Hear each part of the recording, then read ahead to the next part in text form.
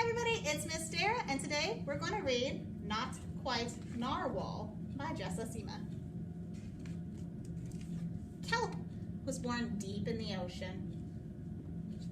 He knew early on that he was different from the other narwhals. His tusk wasn't as long as everyone else's.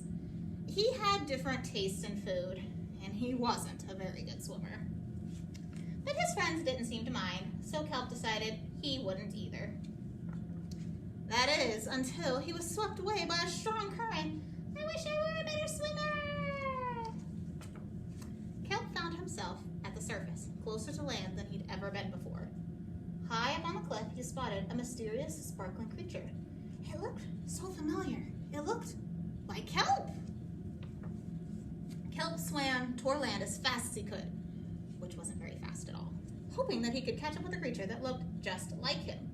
When he finally reached the shore, Kelp felt a bit anxious. He had never left the ocean. He was nervous about walking around for the first time, but the land creatures made it look so easy.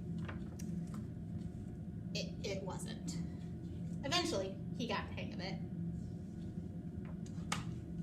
Everything on land was strange and beautiful, but also kind of scary.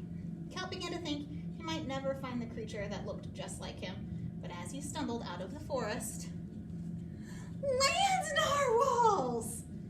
Actually, we're unicorns, and by the looks of it, so are you. Kelp had never heard of unicorns before. They taught him all sorts of new things about his tusk. We call them horns. Wow! They introduced him to unicorn delicacies, and they showed him how to gallop. There was no doubt that Kelp was, in fact, a unicorn.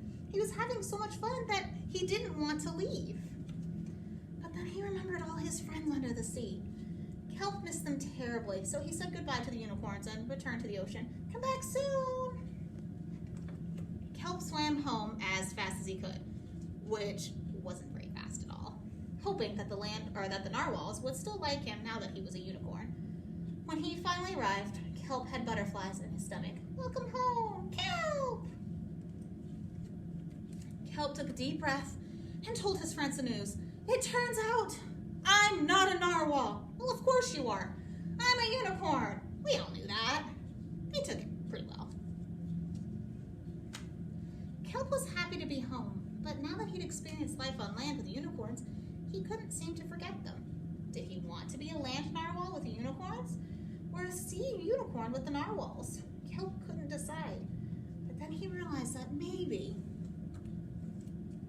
just maybe, he didn't have to choose. I hope you enjoyed it. I'll see you next time.